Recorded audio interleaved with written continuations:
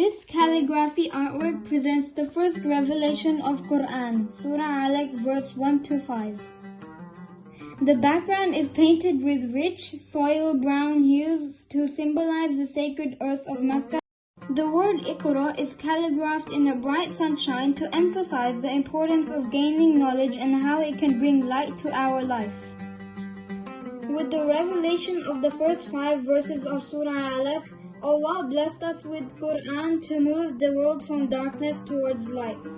Modern calligraphy script is used in the cave of Hira, Dewani script in the first verse, and Thulus script in verses 2-5.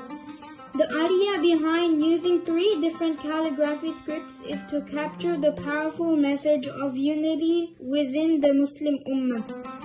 It envisions a world where Muslims all over the world with different backgrounds come together for a common cause, showcasing their strengths and beauty that unity brings.